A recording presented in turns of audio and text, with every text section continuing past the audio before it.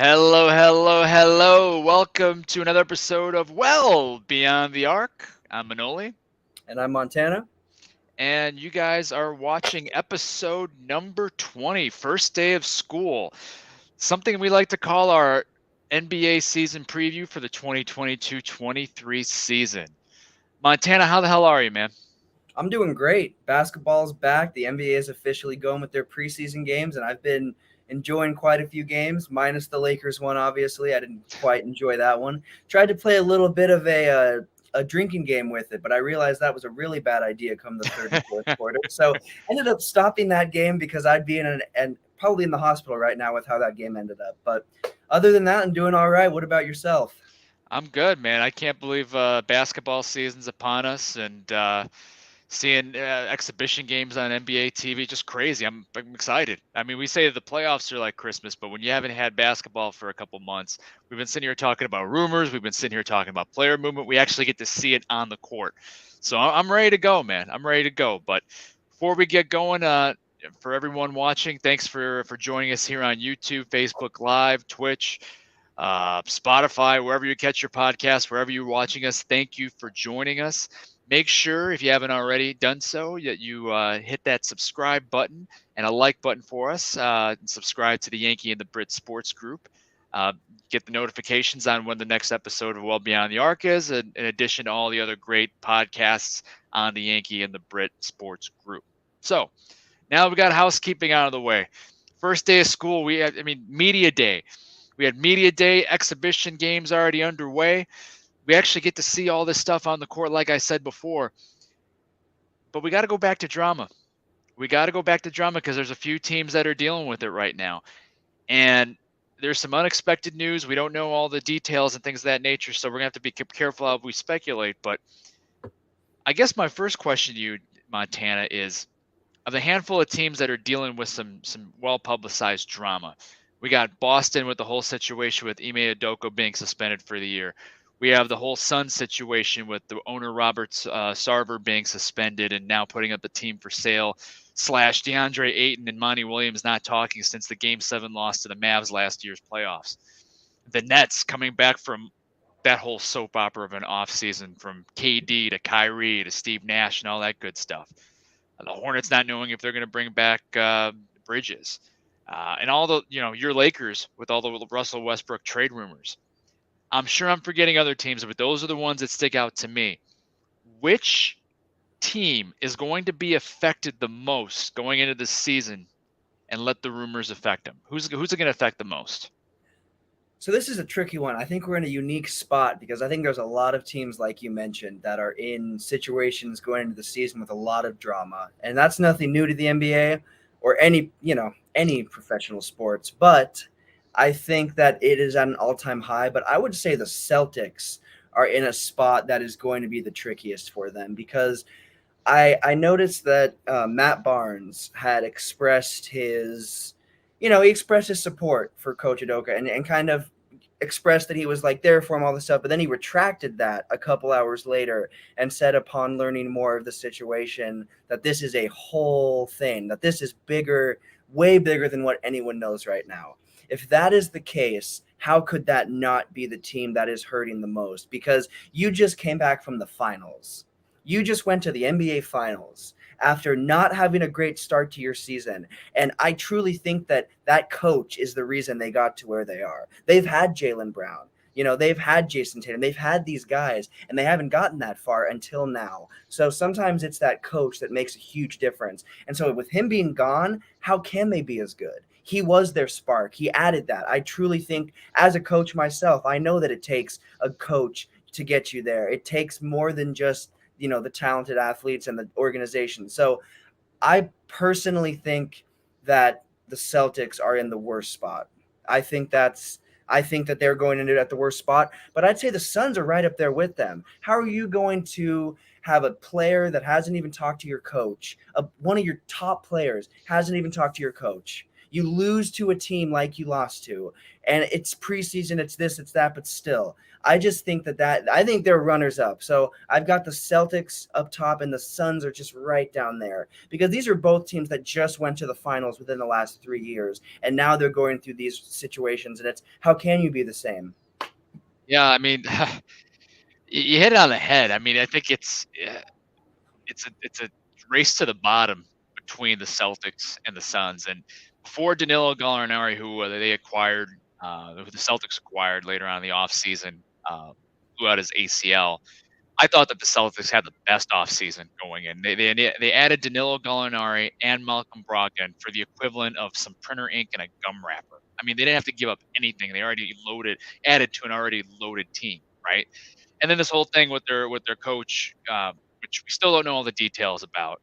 But if what Matt Barnes says on his second social media post, I guess you can say, Right. seeing how bad it is. If it's that bad, I think you and I have a better chance of coaching in the NBA before Ime Udoka has another chance in coaching the NBA. So, not a good look for the Celtics. They do have some strong leadership in their front office with Brad Stevens. Joe Mazzulla's taken over as head coach for this season and maybe even beyond. We don't know much about him. He's coached at the college level. He's been an assistant for Ime Udoka and Brad Stevens when Brad Stevens was the coach in Boston. That's going to be tough. I mean, there's high expectations in Boston, so that very well could hurt them the most. But I'm going to play devil's advocate, and I'm going to say it's the Suns. When you have your 7-foot center, former number 1 draft pick, guy that they weren't even going to bring back, they weren't sure if they were going to trade, if they're going to bring back, but they decided to match his offer sheet. Coming into training camp, and the first thing they say in media day when they ask DeAndre Ayton how's his relationship with Coach Monty Williams, and he comes back and says, we haven't talked since Game 7 of last year. That's a problem. Then you have all the stuff. Every single player is being asked about the Robert Sarver situation. Best thing Sarver can do, in my opinion, is sell the team and they can move on. But even on top of that, they got one of the best glue guys in the league in Jake Crowder holding out in training camp, asking to be traded. And you already saw how it affected the Suns a couple nights ago when they were beaten by an Australian league team, which is the first non-NBA team to come into an NBA arena and beat an NBA team since the Brooklyn Nets got beat by a European team a few years ago. I forgot if it was Fenerbahce or whoever it was. But a Suns team that was a number 1 seed, they came off the finals a couple of years ago. I mean, it's a race to the bottom, but I'm going to say the Suns for me. That's a fair pick. Both of those teams are pretty darn close because you can't get much worse than that. And obviously we have teams like the Lakers, but they've been there. The Lakers have been in that drama spot since about this time last season, before the season even started. So they're in a league of their own. There's teams that are in a league of their own. And I would almost say the Brooklyn Nets and the Lakers are in a league of their own because this drama has been with them. I'm so tired of hearing about the Nets, and I'm equally as tired of hearing about the Lakers with all these trade rumors and drama. And it's, they're in a league of their own because this is ongoing drama. Celtics and Suns, well, that is ongoing. It's not been as publicly ongoing. So when we talk about teams where I'm kind of tired of hearing about this, about all the drama that the Nets and the Lakers have. I just think that there's all these teams, and then they're just kind of over here in their own little place. So there's these teams where we're ready for new narratives. I'm with you. And listeners out there, whoever you think is a team that's NBA team that's going to be affected most by these rumors and this offseason and training camp drama, put it in the comments. Let's see what you guys think. Maybe you guys have a different opinion. We're curious to hear it as well. Well, let's get back to the product on the court. Forget this days of our lives, bold and beautiful crap. Let's get onto the court. And every year, especially when the season starts out, there are certain coaches that are always on the hot seat, right? Coming into each season, especially if you're a GM, your team's GM has gone out and made some moves, expectations go up another couple notches, right? And if your team doesn't perform up to those expectations, your coach can find himself in a hot seat. Montana, who are some coaches, in your opinion, that could very well be on the hot seat going on the season and could be at risk of getting on the unemployment line if their team doesn't perform? So I'd say one of the biggest ones would be Dwayne Casey for the Detroit Pistons. I think that he has found himself on more than one hot seat within the last, little coaching time. So I'd say that's a big one. And the Pistons are not a team that I think is going to perform that well. So I just think that he is on the hot seat, and I think that is a seat that will end up. I mean, I think we won't see him stick with this team. He kind of bounces around. One that I do want to say that I'm not sure if other people will fully agree with, but one that I would say is definitely on the hot seat would be Doc Rivers. I think that this is a coach that he's great. He's a championship coach. He knows the sport. He's played the sport. He's awesome. He has great ideologies. I've watched a couple of documentaries that he's been a part of, and hearing him talk about the sport of basketball. And there was a video that surfaced of him talking to James Harden that just surfaced a couple days ago of him having a conversation at practice that looked really positive. It looked like he's telling James Harden the things that James Harden maybe needs to hear. But the problem is, I don't think the success has been there for the 76ers, and there's also some other narratives that Doc is bringing with him to the 76ers. So I think that it's kind of, they're looking at it like this is a go to the finals or go to at least the conference finals, and they're ready for success. And especially when you have a player like Harden, he's not who he was, blah, blah, blah, whatever. People are going to say all these things. But when you have a player like Harden matched up with Embiid, this is a championship environment. You need to be pushing for more. So I think Doc Rivers is one that, even though he's a part of a decently successful organization, he's on the hot seat by far. I'd say he's up there. And then Thibodeau for the New York Knicks is also up there. Great season with them. And I believe was it the bubble season or was it the season after? I don't remember which. Coming out of the bubble, next season after the bubble. Coming out of the bubble, made the playoffs, looked great, and just took a huge leap backwards last season. So those are my top three. I think all three of those coaches are up there, but obviously Dwayne Casey's up a little bit higher just because of I'm looking at his background as well. He doesn't have the most success, but all three of those guys are up there for me. No, I actually came up with a list of 6 guys, and Doc Rivers was at the top of my list. I think, there are times that I thought that Doc Rivers was a good coach. I think he's a good coach. I don't think he's a great coach, but he's a good coach. He's a good leader of men. But at some point, he's shown that his message wears off and guys get tired of him. And he's in danger of that happening in Philly already. So, yeah, no, I'm with you on Doc Rivers, the 76ers, Tom Thibodeau, the Knicks, even though Tibbs got him to the playoffs for the first time and it feels like ages. But a couple other guys, and again, it goes along with those expectation pieces. And another good coach, in my opinion, is Nick McMillan of the Atlanta Hawks, that he can be on the hot seat.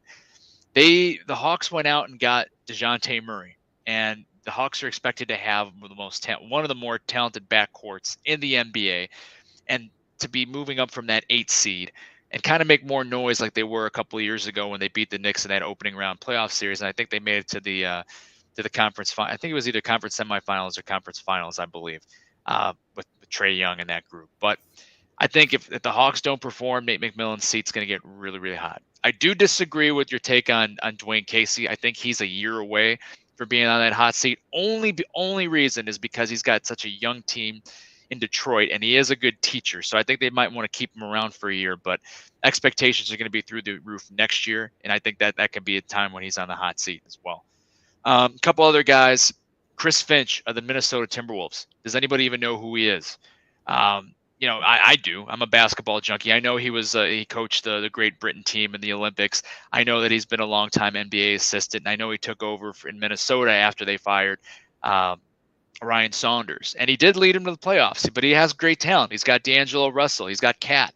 He's got one of the more biggest emerging stars in Anthony Edwards, and they just added Rudy Gobert. You think Minnesota's not looking to compete? If they don't, Chris Finch might be canned and have someone else as far as a more experienced NBA head coach brought in. JB Bickerstaff for the Cavs, same type of deal. He's bounced around in a lot of interim jobs. I'm glad to see him finally get a chance with Cleveland, taking him to the play-in game and competing for a playoff spurt last year. But the Donovan Mitchell trade puts heavy expectations on. And if the Cavs don't get out, just like the other teams, JB Bickerstaff, kind of similar to Chris Finch, could find himself on the hot seat in favor for a more experienced and seasoned coach to get the Cavs over the hump. And last but not least, I hate to go back to this team, but Steve Nash of the Brooklyn Nets. With all the garbage that's happened with the Brooklyn Nets this season, or this offseason, they're getting Ben Simmons back. They got all their guys healthy. They're going to be expected to compete like they were last year. And if you look at the Nets roster, they got a pretty good roster with Joe Harris coming back from injury, Ben Simmons, KD, Kyrie Irving, young Nick Claxton at center. They have TJ Warren, the MVP of the bubble, or had a beyond his body experience playing in the bubble. If they can get anything out of him, great. And just a deep squad, they're going to be expected to compete. And I think Steve Nash is walking a really, really tightrope over there in Brooklyn. So I don't know if there's anybody else in addition to that you think of. I would say so. I definitely agree with Steve Nash. I agree with all the other picks as well. I think for me, I definitely think that these are the top guys. I think that there's already been a lot of big coach movements that have taken place. I would have said, obviously, Frank Vogel was somehow still here. He'd be definitely on the hot seat. Red hot. White hot. Sorry. That's not but I am going to say in the same breath, I'm going to say that the Lakers coach, I think Darvin Ham is not on the hot seat, but the expectations are so high that he is going to have to kick it into high gear and get them over the hump sooner than later. We're not wanting to wait. I don't want to sound like that fan, but I'm not wanting to wait 2, 3, 4 seasons for us to just get back to the playoffs. And so I think that the expectation is success. I'm really confident in him as a coach. I think that I think he's a player's coach. I think that he is the best guy for the job, but I think that his seat coming into that is a little hot already. There's a little bit of heat left over from the Vogel era that I don't think is going to leave until we at least go back to the playoffs. So I would say that is the spot where I definitely think that that's the spot. That's the one coach that other people might not consider on the hot seat, but I'd say that he's entering a situation with a hot seat already present. I mean, look, there's always going to be a microscope on the coach of the Lakers just because it's the Los Angeles Lakers. So there's always going to be pressure there. I can see that. Jade brought up in a comment earlier about Mike Budenholzer. If they don't compete for a championship, he could be out. I think that he might be a year away from getting canned. Who knows? I think he'll make it through the season. I think Budenholzer is a good coach. I wouldn't say great. His tactics allow teams to stay in the game, even the year that the Bucks won it all. Good offensive coach, solid coach. I think he's bought himself some time with that championship, but past this season, I think he's one that would definitely be on the hot seat come beginning of next season. Or if Giannis doesn't want him around anymore, play that superstar card and say, get him out of here and bring me a different coach. So we'll see. Well, we're going to get to everyone's favorite game just a little bit early because we have a lot to get to as far as our 2022-23 NBA season previews. So without further ado, we're going to jump into NBA Player Or. That's right. Everybody's favorite game, then probably one of the top reasons you join this podcast. If you follow the Wall Beyond the Arc podcast, you know how we play. You know how it works. But for those newbies, we're going to run through it anyway. Each week, I give Montana the name of 5 individuals, and he has to tell me whether or not they are a former or current NBA player or someone from another profession. That other profession could be TV actor, rapper, politician, poet, I don't know, whatever I'm feeling that day, whatever I type in the old Google machine. So when Montana gets a question correct or gets one of the names and says it, if they're an NBA player or somebody else accurately, you will hear this sound. Victory! Thank you, Johnny Drama. And when he gets it wrong, you will hear this sound. Straightforward. Montana, how you feeling today?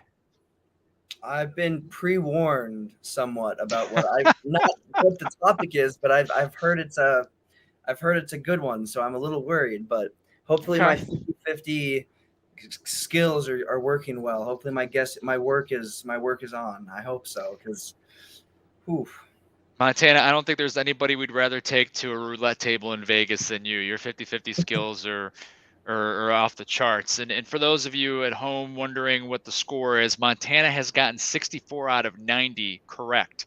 That's nearly two-thirds correct on a guessing game. But he knows this stuff. He's not really guessing. He's just telling us that. All right, today's topic is NBA Player Or with a slight twist. It's an NBA player draft bust or actor, from the TV show Brooklyn Nine-Nine. Wow. Their real name, not their name in the TV show, but I will give you a hint. Andy Samberg is not going to be one of the names that's shared. Sorry, buddy. Oh man, well I have never seen that show, and I don't really know who's on it. So this is gonna be a real going into it blindly, but it's all right. I'm ready. I've got it. We'll get into your favorite TV shows and documentaries, offline here. Okay. Name number 1, Montana. Is this the name of an NBA player who was a draft bust or actor from TV's Brooklyn Nine-Nine? The name is Dennis Hopson. Bust. Dennis Hopson. You said bust? Victory! Let's go. That is correct. You were pumped for that one. Yes. I can't go 0 for 5 now, though. That's the thing. I got 1. Dennis Hopson was the 3rd overall pick in the 1987 NBA draft out of Ohio State. Ohio State Buckeyes will say the Ohio State University, but I refuse to do that. Same draft as Scottie Pippen, Reggie Miller, Kenny Smith, David Robinson. Hopson did average 10.9 points per game in 334 career games, most of them for the New Jersey Nets. Rode the bench for the Chicago Bulls during their 91 championship season. All right, 1 for 1. Name number 2. Is this the name of an NBA draft bust or actor from Brooklyn Nine-Nine? The name is Jason Manzukas. Jason Manzukas. I'm going to go with Brooklyn Nine-Nine. Victory! That would be a good choice, sir. Jason Manzukas is an actor that played in Brooklyn Nine-Nine. Played the character of Adrian Pimento, former unstable undercover detective in 11 whole episodes. But he's better known for his role as Rafi in The League. If you've watched The League. I have not. Oh, you got to go back and watch it. That's some good fun right there. All right, 2 for 2.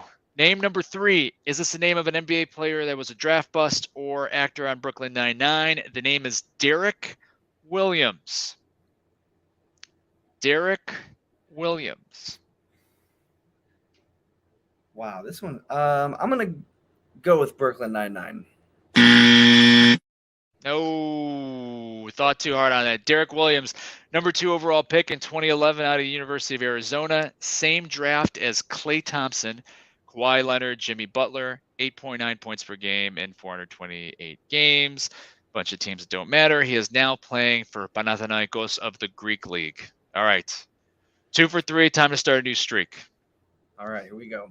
All right. Name number 4. Is this an NBA draft bust or actor from Brooklyn Nine-Nine? The name is Andre Braugher. Andre Braugher. Brooklyn Nine-Nine. Victory! Yes, sir. He plays Captain Raymond Holt. And that's all I have to say about that. All right. Here we go. I think I screwed up the numbers, but our 5th and final name, NBA player, a draft bust, or actor on Brooklyn Nine-Nine. The name is Joe Alexander. NBA. Victory! Joe Alexander was the 8th pick in the 2000 NBA draft out of West Virginia. Same draft as Derrick Rose, Michael Beasley, Serge Ibaka, DeAndre Jordan, and Goran, what are you doing, Dragic? All right, 4 for 5. Not bad. It wasn't the 5 for 5 you wanted, but still, you're now up to 68 of 95. That's better than 2/3. But better luck next week on that 5 for 5. Daniel's rooting for you. Daniel's on your train. Oh yeah, there we go. All right. Well, we're gonna take a quick break to hear a word from the Yankee and. What's up, everybody? What's up, everybody? It's your boy Jay from Yankee and the Brit telling you to come over and check out our shows. The Yankee and the Brit Sports Talk, Well Beyond the Arc, the Markout Podcast, Flagrant and Foul, Real Talk with Jay, and MMA Underground Weekly at YouTube/The Yankee and the Brit. Deuces. Just checking to make sure you guys are all still with us and paying attention. All right. Well, thanks, Jay. Be sure to check out all the podcasts on the Yankee and the Brit Network, especially with the NFL season being back. I know Jay and Maddie got bring it to you live on NFL, so be sure to check those out as well. All right, back to our 2022-23 predictions. We got the boring ones out of the way. Now let's hand out some awards before one single regular season game has been played. This is fun because these are going to be. You want to talk about total guesses? My bet's Montana's going to get these better than I am. But let's hand out the award for 2022-23 NBA Rookie of the Year. Montana, who do you think it's going to be? There's a couple guys I think it could be, but who do you got? I've got Paulo Banchero. I think he is by far the best. As far as it goes, we've seen number one draft picks come out, and they're not the ones that always win Rookie of the Year. They're not always the ones that are the clear best. But I think he's the clear best in this rookie class. I think that he is bringing a really big talent, and I think that Orlando is going to be scary. So I've got Paulo as my Rookie of the Year, and I don't have it being that close of a run. I think he's going to run away with it, and I think we're going to see him solidify himself pretty quickly. Yeah, I think this one's going to be a boring one because I'm with you on the Paulo Banchero train. I thought if Chet Holmgren was healthy, I thought he would have had a shot. Getting considerably playing time with the rebuilding Oklahoma City team, but unfortunately, it seems like he's going to be out for the season. A couple other guys I think they're going to be all rookie first team if they get some good playing time, but I don't think they'll overtake Banchero. Keegan Murray from the Sacramento Kings by way of University of Iowa. He looked really good in Summer League. And yes, I understand it's Summer League, but he's a swing man. I think he's going to be a good pro. Unfortunately, he's with the Sacramento Kings organization, which is probably going to, I don't know, hopefully doesn't derail his career. But I think he's got a shot if Sacramento ends up trading Harrison Barnes, who might be on an expiring contract, or if the Kings just fall flat on their faces like everyone expects them to do. That can be an opportunity for Keegan Murray to get in the starting lineup. The other guy's name I wrote down just because he's a Purdue Boilermaker is Jaden Ivey. There are a number of guards on that young Detroit Pistons team. That's going to be led by Cade Cunningham, second-year player there. We'll get to the best owner of the league. That's a good point about what he's doing for Delonte West. Spot on there. But yeah, those are the only three names. But yeah, I'm with you. Paulo Banchero. Pretty simple. All right. Sixth Man of the Year award for this season. Number of guys. There could be someone that comes out of left field, but a number of guys that will be up for consideration. Who do you have in consideration even winning? So my leading guy is Kevin Love. I think Kevin Love is a really great candidate for this award. I think that we've kind of seen his role shift. I don't think he ever really played on Cleveland with that starting star role, but he was still up there in star power in the beginning. But as he's played with Cleveland, I think that's kind of gone. And I think he's just a really solid role player now. And with the addition of those players that they have in that lineup, they're probably going to use, we're going to see him more than likely be the sixth man. So I think we'll see Kevin Love winning it. Another potential person, I think that we could very well see, oh my gosh, why am I all of a sudden forgetting his name? From Miami. Oh, Tyler Hero. Tyler Hero. Just got paid. There we go. I think we could see Tyler Hero be up there. I forgot his name, but I think that he's up there for sure. I think that he could also be a player. So my top two players would be Kevin Love, and then Tyler Hero's behind him. But I think Kevin Love is up there. I can potentially see Pat Bev making his way in there. He looked pretty great last night against Sacramento. Obviously, the Lakers themselves as a whole didn't look that great, and that lineup could change. We could see him end up starting, but I think we could see him filling that six-man role for the Lakers really well. So I think P-Bev could be someone that makes his way into that talk for me. So those would be my top three names at the moment. Okay. I have a Cleveland Cavalier at the top of my list, but it's not Kevin Love. I have Karis LeVert. It all depends on how JB Bickerstaff decides to make a starting lineup. I think Kevin Love's a great candidate as well. Depends on how that lineup is shuffled, but one of those two guys is going to be up there for sixth man of the year. Jordan Clarkson, if he's not starting with the departure of of Mitchell to the Cavaliers. Could be back in a 6-man role. He did win the award a couple of years ago. That's a name to watch out for. Will Barton, Will the Thrill, now with the Washington Wizards, was a 6-man part-time starter for the Denver Nuggets. I think he's a good candidate. And another one that is going to be forced to the bench now with some acquisitions is Bogdan Bogdanovic of Atlanta. With Trae Young and DeJounte Murray filling it up in the backcourt for the Hawks, DeAndre Hunter's likely going to be that starting small forward. You got John Collins and Clint Capella. That's going to force Bogdanovic to the bench, but that's a hell of a guy to bring off the bench, and he can put up some points in a hurry. So I'm actually going to go on a limb and say Bogdan Bogdanovic. I'll say it right there. That's my 6-man of the year.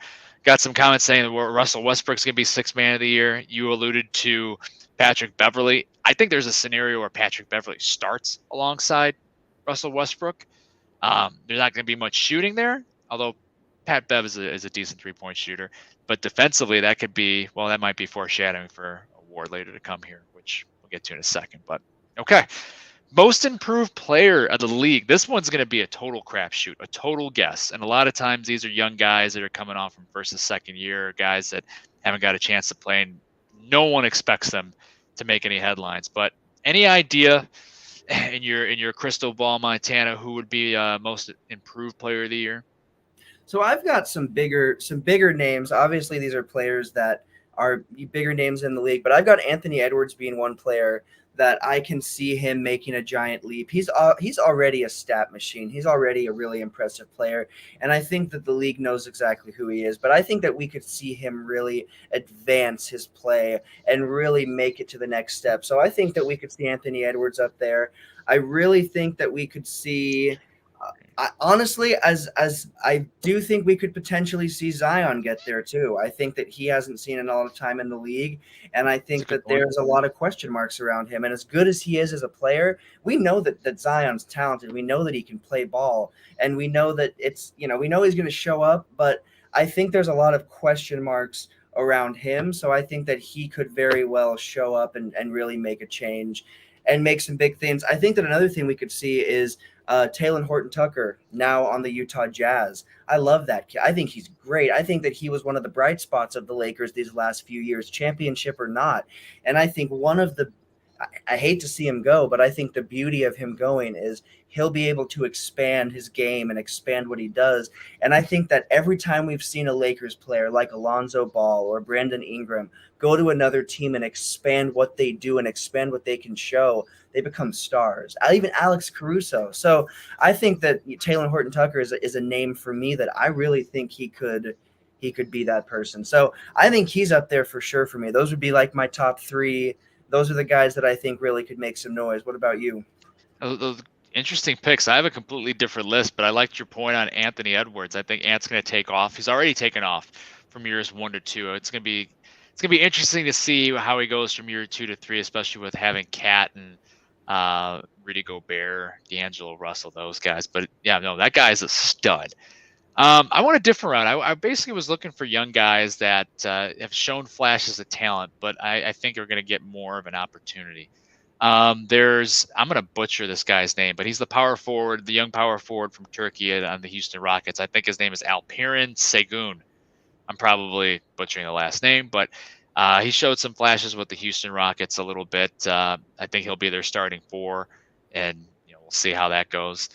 Jonathan Kuminga, the Golden State Warriors, if he gets additional playing time consistently, we'll see how much work he's put in the offseason to get a jump shot. I mean, that guy's an athletic freak. But, Jonathan Kuminga, if he gets significant playing time, if someone gets hurt, that could be a name, right?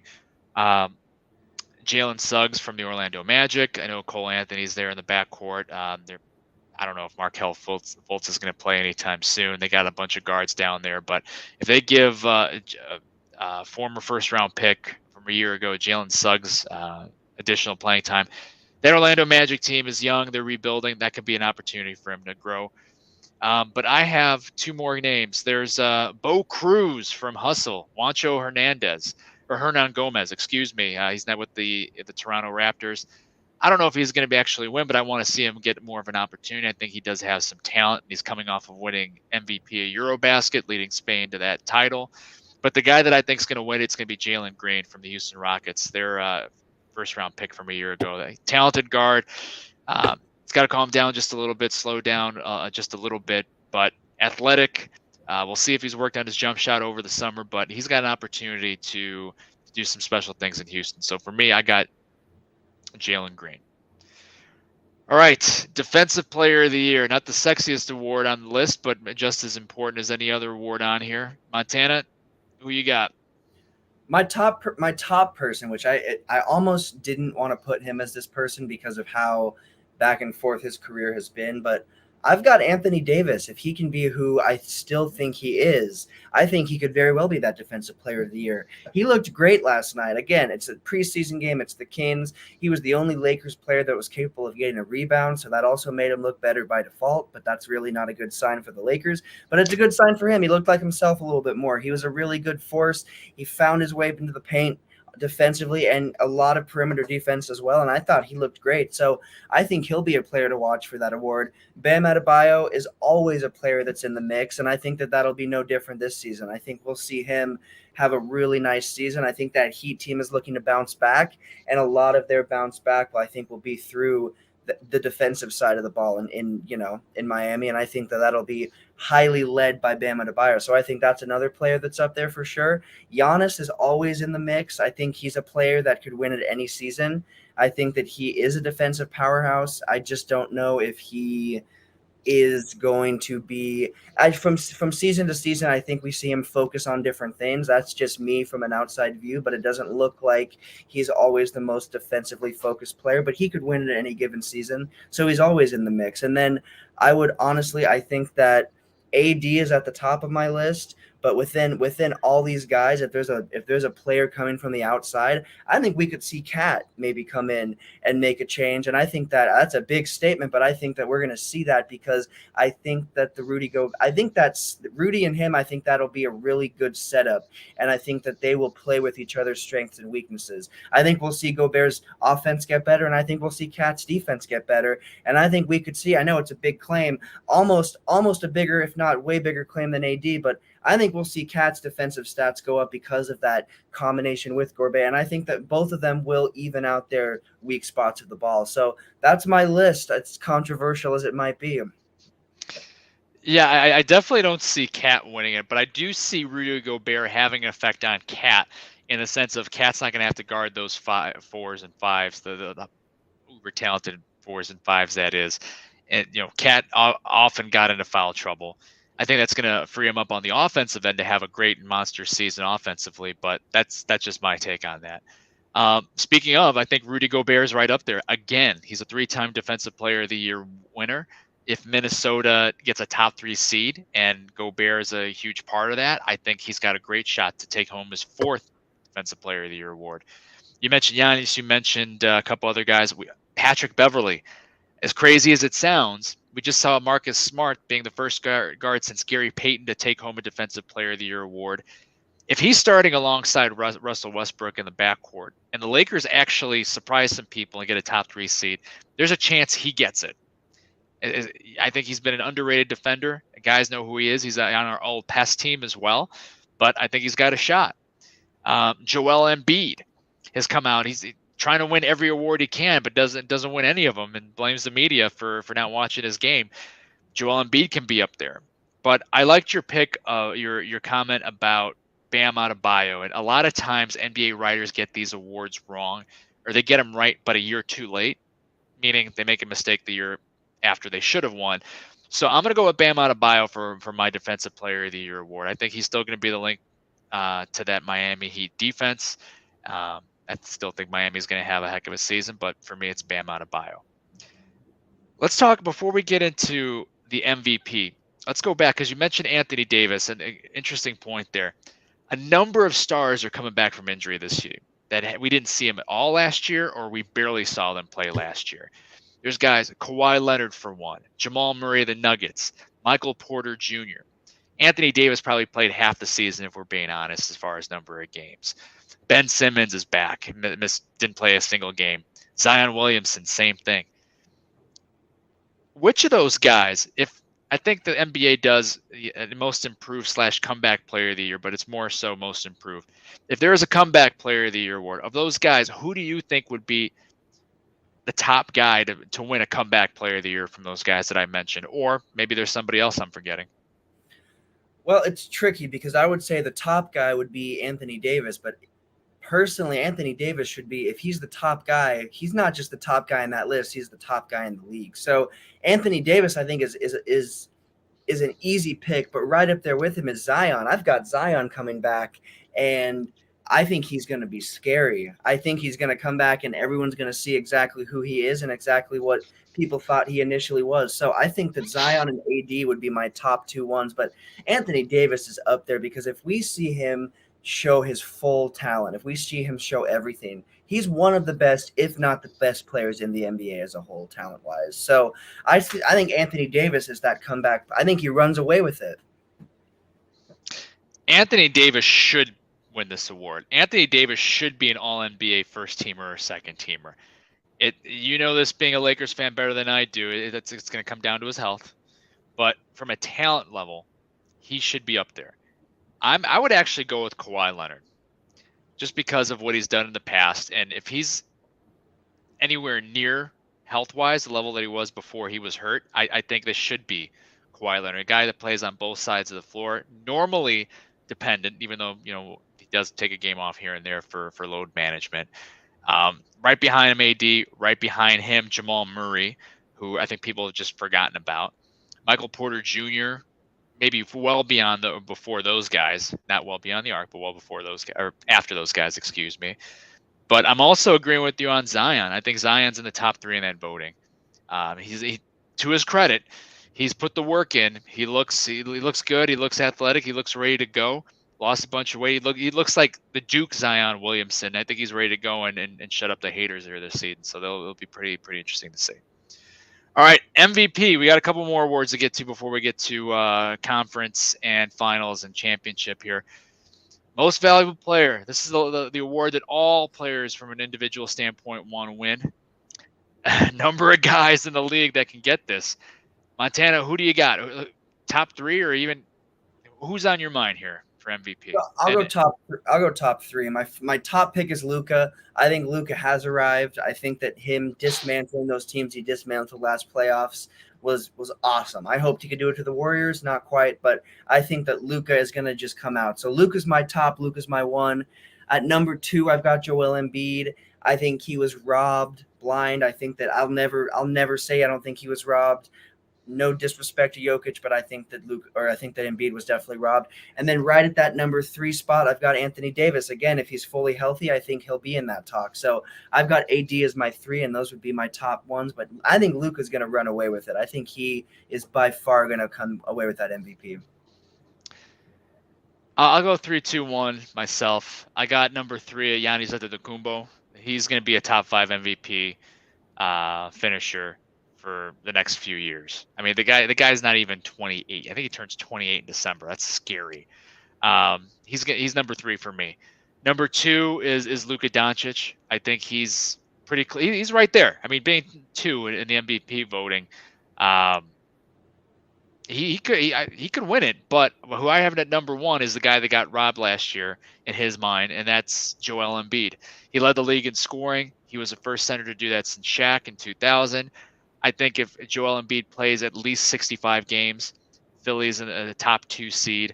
I think that he gets that elusive MVP for him.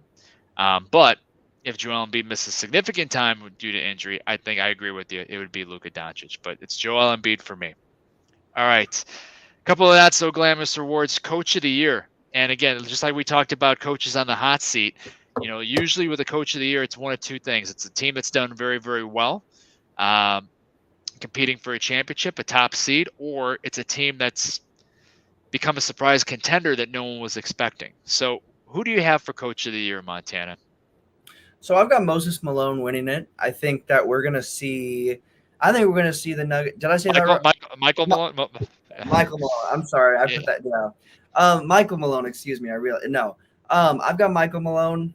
I think they're going to come back and have a great season now that, Murray's back. I think we're going to see them have a pretty solid comeback season. So I think they're going to, not that they had a bad season season, but obviously they were missing that piece. So I think that we'll see them be a team that comes back. I've got them pretty high up in my rankings. So I think that they'll be one of the best Western Conference teams. And I think that'll be highlighted by his coaching. Yeah, I think Mike Malone's a great coach. Great coach. He's in my, if I had to put a series three together, he'd be in my top three. My list looks a little different because it's a kind of a, well, what if? So I think this is going to sound crazy because we talked about the Boston Celtics having a lot of drama and we think it's going to affect their team. But they also have an opportunity here to surprise some people. Everybody is expecting, including us, is expecting the Celtics to crumble. And I think Joe Mazzulla, if the Celtics finish with a top 3 seed in the East, I think he's got a shot at being coach of the year despite, well, not despite, but because of everything that's going on. If he's able to right the ship and keep it steady and keep the Celtics as a contender, I don't know if it's going to happen, but if he does, I think he's got a real shot. Same with Steve Nash. If the Brooklyn Nets actually finish with a top 3 seed and contend, despite everything that's going on here, it would be very ironic. I think it'd be right out hilarious to name Steve Nash as the coach of the year. But my real choice is going to be Willie Green of the New Orleans Pelicans. I think he's a great leader of men. I think that getting Zion back is going to have an effect. Add him to Brad Ingram, who finally got a taste of some playoff basketball. You got CJ McCollum down there with the Pelicans. I think the Pelicans are being slept on a little bit. I don't know if they're going to be a top 2 or 3 seed, but I think that they're going to be considerably higher than 8th like they were last year. They're going to be much improved, and I think Willie Green's going to have a little bit of a effect on that. So it is a bit of a dark horse pick, but I got Willie Green. All right. Last award before we get to our conference and finals predictions, the executive of the year. And this kind of ties into who had the best offseason. So Montana, I don't know if we want to share names, but we can talk the teams with the best executive, the president VP bunch. Definitely. I mean, I think for me, one of the best teams that I would say has one of the best ones, definitely not the Lakers at the moment. They, for the longest time, that was a no-brainer. I think that they were a team that was looked at as having pretty good higher up control for the most of their time being a team. But I would say currently the Mavs are always a team that I think has some of the best people up top. I think they're an organization that year in and year out, on the court and off the court, show that they're a team that takes care of it the most and have a pretty solid organization. I also think that we see pretty good consistency with an organization like the Heat. I think we see them year in and year out stay consistent. So you've got to look at consistency as a big one. So I think the Heat are always in the talk for having the best because of how well they've stayed. They've stayed intact over the years. They've been successful for a lot of the 2000s into the 2010s, and they've kind of held on to that. So I'd say they're up there for sure for me.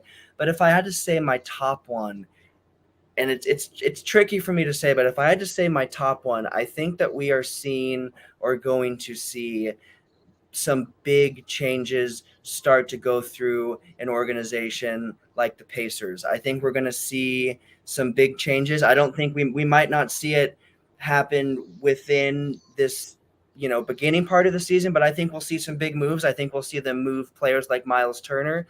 I think we'll see them start to make some moves and kind of build up, and that might not be a pick of the, for this year, but I think we could see the Pacers kind of regain where they were at and get kind of closer to where that success was lying for them. It wasn't a championship, but it was still decent success. So I think the Pacers are kind of a surprise one for me that I think will kind of look pretty good. And then you have to look at a team like the not the Clippers, the Oklahoma City Thunder. The Oklahoma City Thunder are just, I think they're a powerhouse of executive management. They're on top of it. They are building for the future. And obviously the Chet Holmgren situation is tricky. That was a huge pickup for them. And I think that was something that could have been a lock for that organization to be looked at as one of the best up top. But I think him being out, obviously, I think could be tricky for them. And that's kind of a step back. But that's an organization that is just, the things they are doing, the moves they are making in the front office are incredibly impressive.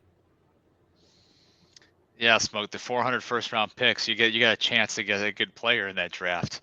Like we said a couple weeks ago, the NBA draft brought to you by the Oklahoma City Thunder and Utah Jazz. Interesting picks. I mean, for me, it's going to be who had the best offseason. I think Kobe Altman from Cleveland, the Cleveland Cavaliers, getting Donovan Mitchell and not having to give up key core pieces is up there. I think that the Clippers, just for getting John Wall, being able to add him to what they already have. But I have to give it to the Atlanta Hawks, I think. Getting DeJounte Murray and not giving up a whole lot to get him. But a dark horse candidate for me, and this would be if Detroit competes for a playoff spot, the 8, 9, 10 play, 7, 8, 9, 10 play-in. If Detroit competes for that spot, I think Troy Weaver, the Detroit Pistons, is going to get consideration for how he's tore down that team and kind of tried to rebuild it there. Guard heavy right now, very inexperienced, a very, very young team, but a lot of execs are saying that the Pistons have the best young roster in the league.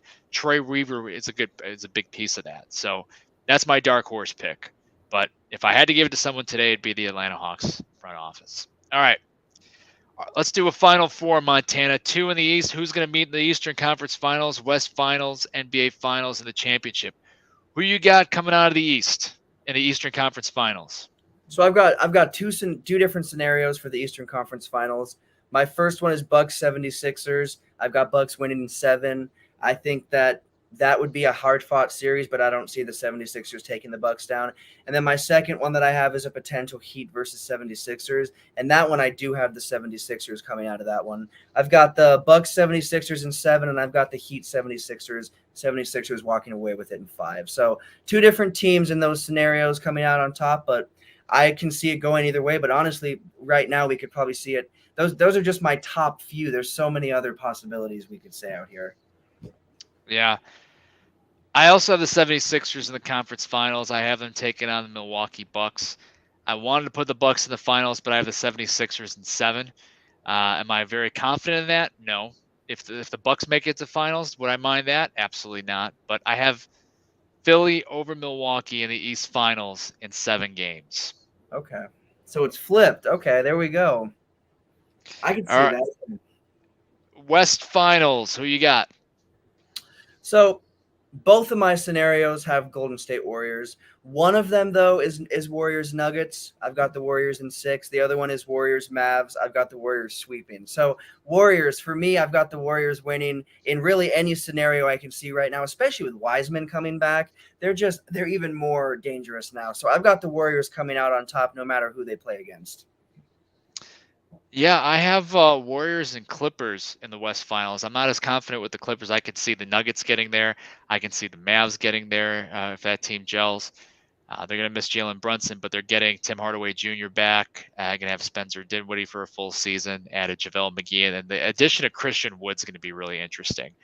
I think a lot of us are sleeping on the Memphis Grizzlies, but they really didn't do much to improve their team other than get experience.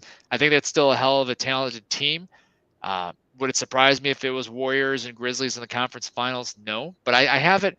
I think the Clippers are going to have a bounce back year. They're going to be healthier than they have been in the last 2 years, and I think it's going to be Warriors, Clippers, Warriors in 6. So that gets us to the NBA Finals. Montana, what's your NBA Finals look like? Honestly, you got a couple scenarios there, so I know you said Warriors. My top one, though, is I do see it being Bucks Warriors in the finals, and I see the Bucks walking away with it in 7.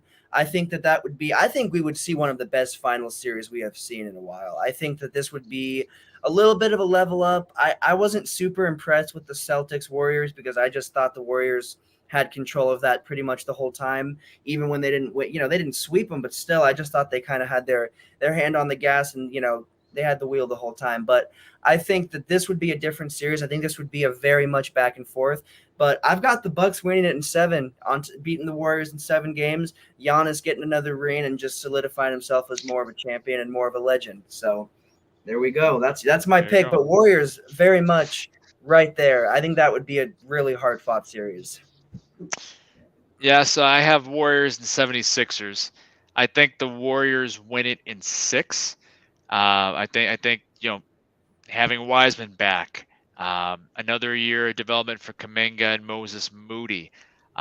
Jordan Poole. Now, granted, a lot of it is predicated on health and them being well, you can say that about any team in the NBA, but if they're healthy, I don't see anybody sitting here today. I don't see anybody knocking them off. And I don't think the 76ers will be able to chase Steph Curry around and too many weapons. Granted, the 76ers have weapons too, but the Warriors are going to be able to spread them out. Too much shooting. I think Warriors go back to back. Like I said before, I wanted to put the Bucks in the finals, but I'm a little concerned about Giannis Antetokounmpo playing in the EuroBasket. I mean, I was all for it, obviously, but hopefully the Bucks give him some rest here in the preseason. I just hope he's not burnt out. Chris Middleton injury, him coming back from that's a little concerning. Them bringing back Bobby Porter is huge, but I think if it's not the 76ers year to come out of the East, when's it going to be? It's either now or never for Philly, in my opinion. So that's why I kind of force them in there against the Warriors. So great question from Jay here. If the Warriors win another ring, does that diminish KD's importance? I think it does. But at the same time, if you go back and ask that Warriors team, you ask Draymond, you ask Steph, you ask Clay, if KD's not on that team, those two teams against Cleveland, do they win? KD is what put him over the top against LeBron. I don't know if the Warriors win both of those against Cleveland without KD. But to answer the question, I think it kind of does diminish it. What do you think, Montana? I think it has to. I think that you can't take KD completely away because I think the Warriors, Curry wouldn't have all his rings without KD. I don't think I fully agree. I think that Cavs team was fully loaded and ready to go back to back before KD, but I just feel like KD put them over the top. But at the same time, the Warriors beat the Cavs without KD when you look at it at the same time. So there's also that aspect that sets it apart. I do think it diminishes it a little bit, but it doesn't diminish it as much as KD haters would like it to. I don't think it diminishes it completely, but it does a tiny bit because you have to look at who were the real leaders, who were the real difference makers. Those were probably the guys that have been there since the beginning. Yeah, KD it was a weapon that just put him over the top. Yeah. I think Cleveland gets him back to back, but that third year, the year after that, which would have been KD's second ring with the Warriors, I think the Warriors got that just because of injury and things of that nature. So KD's presence on the Warriors was important, but the Warriors have proven they're doing just fine without him. So either way, it's going to be an interesting 2022-23 season. I can't wait. Tip-off's a couple weeks away for the regular season. And we're going to be here to bring you all our thoughts on the season as it goes on, and we'll go from there. So, but this isn't the only place where you can find Montana and myself. Montana, any updates on that Lakers podcast you got going on? Where else can we find you? So no projects going on right now. I'm starting up a Lakers show. I was going to do it before preseason. I was going to do it right when preseason started, but I think the real goal for me is to get it going before the regular season starts. I'm a little hesitant to start. I'm kind of trying to find the perfect start point. There's just so many unknowns still, but I look for that within the next couple of episodes of Well Beyond the Arc. I'll have that Lakers show ready to plug. Nice. Very nice. And for me, you can find my blog website, thesportspageblog.com. Just released a new blog about basically congratulating the Seattle Mariners for ending the longest professional sports team in North America. They're the longest playoff drought of 20 years. I'm going to be coming out with an updated list of the top 25 foreign-born players to play in the NBA of all time here. Basically, this is my version 2. Going to be coming out with that later this week, so be sure to check it out, and some other trivia stuff going on there. So please be sure to check it out. Well, thanks again for joining us on Well Beyond the Arc. Unfortunately, Moses Malone couldn't be here with him. He's too busy turning over in his grave. But if he was with us, he'd be a hell of a coach. I'm with you, Montana. I'd give him Coach of the Year. Take care, everybody. We'll see you.